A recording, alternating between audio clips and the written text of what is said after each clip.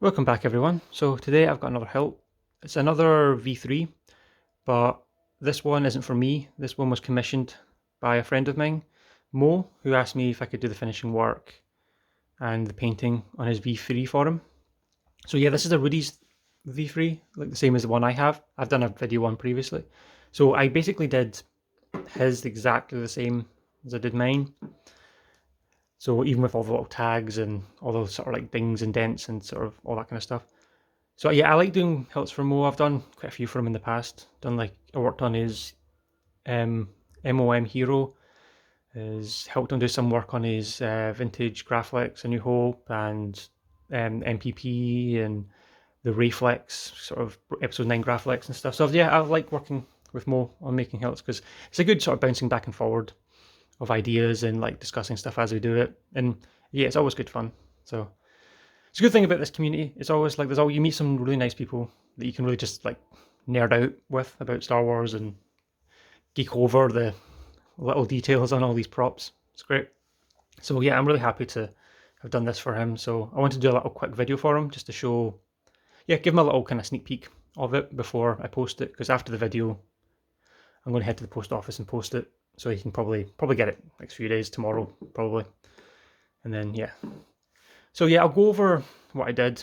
Kind of, I'll do like a briefer version than I did on my last one because I've done a video on my own V3, went through all the processes, and I basically did the exact same thing here. If anything, Mo's turned out better than mine. Mine still looks fantastic, but Mo's is just a bit, I don't know, I think it must have perfected the techniques a little bit more, so this one just looks, yeah, much more crisp. I'm like, yeah, it's I'm really happy with how it turned out. So, yeah, so I'll go over some of the mods I did. So yeah, I did the traditional, like I sort of stripped the anodizing, cleaned down the aluminium, and then did the darkening of the metal with aluminium black. So I did 3 coats. Yeah, 3 coats of aluminium black on all the parts, or at least all the aluminium parts. And then, yeah, after that, cleaned them up, then masked off, did the painting. Oh, no, actually, prior to doing the blackening, I did all the damage. So yeah, I did all these little dings and dents that are around the pommel cubes and on the booster and stuff. So there's all these little like dings, and there's also some on the pommel or on the booster. And then I also did the seam line, or the seam lines. There's one here, and there's one on the other side. Oh, suggestions of the seam line, because the real prop is cast from like yeah, they just cast them and then cleaned them up, but the V3 hasn't been cleaned up as well as the V2, so there's still like a seam line where it came out of the mold weird. So there was like, yeah, so like, but obviously with this, it's not got that kind of seam line there. So I just added a wee suggestion of it with these little like dremeled nicks down there. They just give you that sort of suggestion of a seam line. Same it carries up onto here as well. I also did some of there's air bubbles, like on the real prop. When some of the close-up photos of it, you can see air bubbles from when they cast it. So I copied a few of them into it as well. And then once you do the darkening, it really sort of like soaks into all these little dings and dents and really kind of makes them pop. Which always looks good.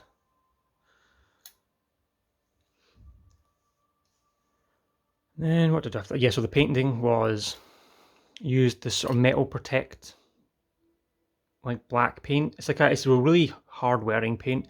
I used it on my V2 and my motorized stunt, and I really like this paint.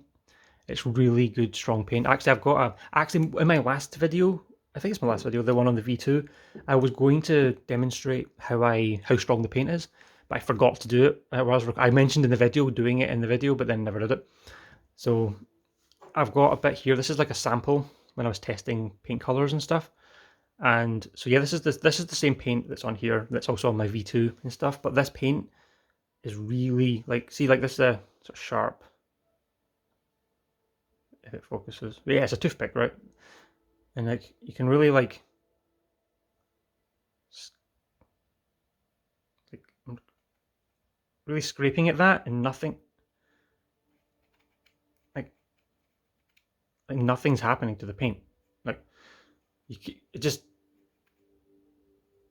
like even just going hard enough to snap it, and it just won't scratch. So it's really good paint. Like I mean, you can scratch to see if you kind of like get to the sharp edges of the paint. You can kind of. It's really hard to do though. Like you really can't. Like it's really hard to scratch. Like yeah, it's a really strong paint. Like you can't really like. So yeah, I'd highly recommend this paint for anyone. You can. I don't have the paint can here, but if you watch my last video on the V2, I show the paint can there. I think it's by who does the paint? It's like Plasti something. But yeah, that paint, it's like a metal protect or whatever they call it. Great, I'd highly recommend. It's like a nice matte finish, but it's not too matte. It's got a slight sheen, which I think really works really well for this. And you can dull it down with some like weathering powders and like buffing it down and stuff like that. So yeah, so use that paint. So I'd highly recommend it. So this should hold up great. So I mean, my V2's held up great. Like all the paint chips are not come off. So yeah, this paint should hold up great for them. And also because on my own V3, on my own V3, I use a different type of paint. That's like a enamel black on mine, which held up great as well, but this is even stronger paint. So, and also this is the same paint I used on my V3. This is a bike metal plating spray paint. So it's like a copper. They have a copper, gold, bronze gold, silver. They have lots of different colors, but the copper is great for the V3. It kind of changes in color. Like if you go in shadows, like darker, it looks a bit darker. Then it can go lighter and look more of that like kind of rose gold color. And no, it's good. It's a nice paint. It's really hard wearing as well. It's the same paint it's the same brand of paint that I use on the Hero for the sort of gold on that. So that's a really strong paint as well. And then yeah, it sort of weathered up in here a bit as well. Sort of darkened that up a bit.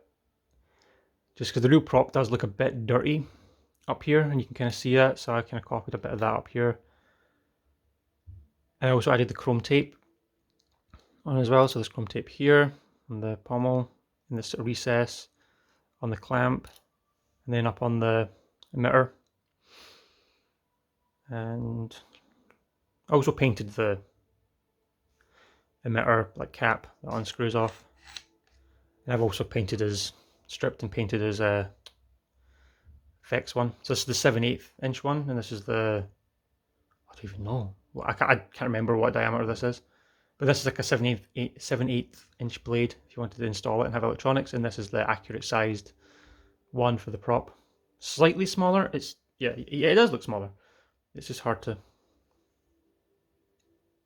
Yeah, it is much smaller.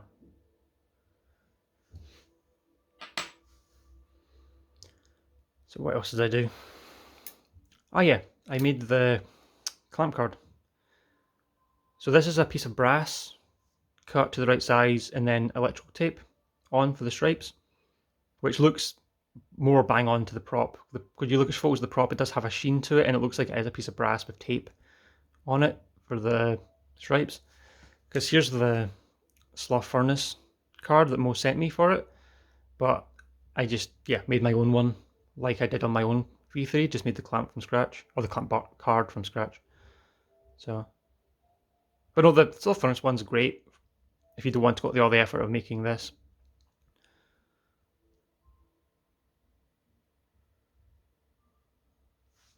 And then I also weathered the clamp lever.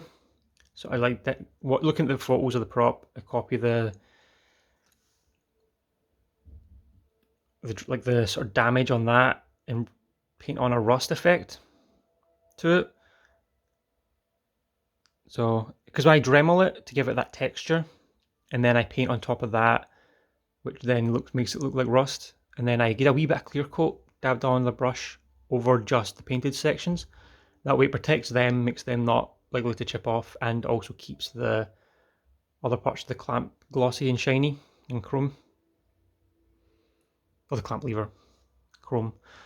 What else did I do? Oh yeah, I made the tags.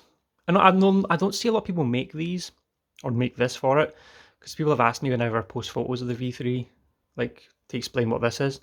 But there's a few photos of the prop in the archives with this on it, and it must be just the way they archive it. So I like to copy that. It's easy to take off. Like you can just unpull the, just like pull the string, unthread it, it'll come off, and you can just play it without it. But I quite like it. It makes it feel like you've got the prop, like the real one, sitting there when it's got this on it.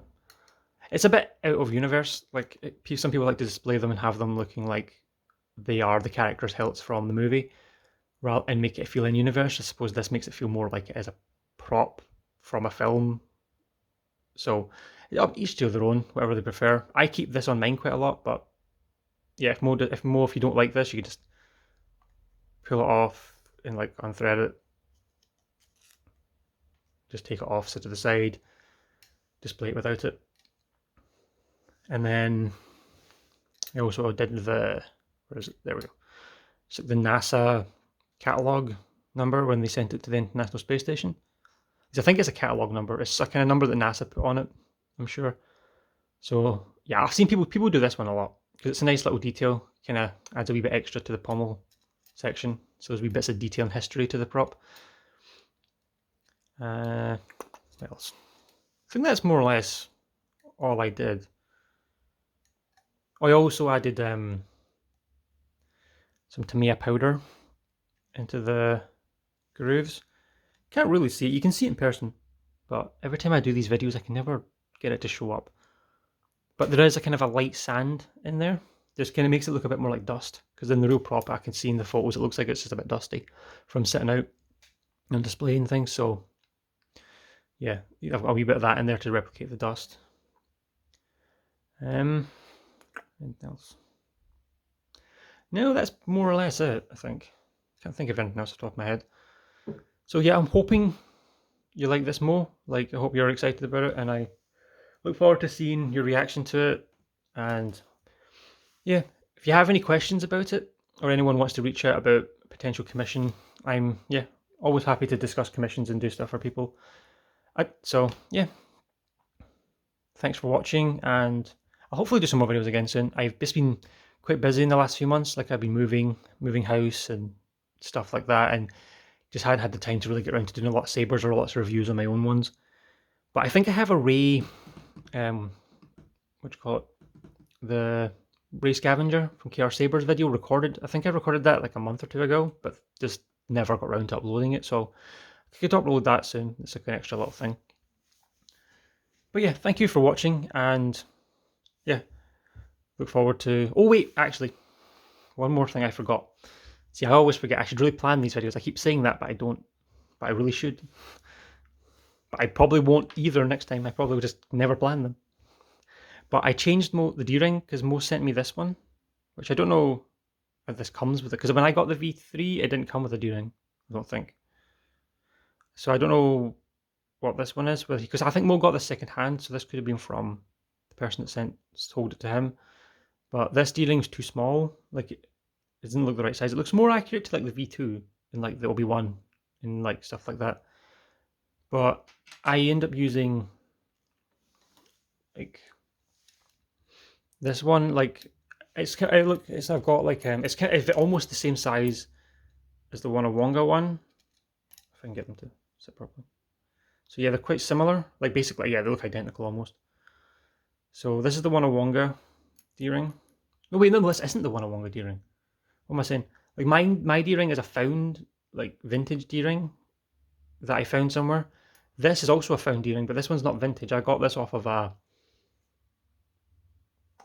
what was it, a dress, I think? There was I work in a charity, or work for a charity, and there was a dress that was getting thrown away because it was all ripped and destroyed. But they had D-rings on it that looked bang on for a V3, and I was like, I'm saving them. So I've got about 6 of them. And yeah, they look identical, because this one looks identical to the Wonga one, and then this one looks identical to both of them. So yeah, I put that on that for you, Mo. But you can also change it to this if you want the smaller one. But yeah, this one looks more accurate to the V2, but this one looks more like the V3. So, yeah, and actually, see, I should plan these videos. I always forget things, and then I have like a halfway through the video, there's a thanks for watching, and then wait a minute, I've got something else to talk about. So here's mine, like my V2 or V3, and here's Mo's. So put this here, like that way.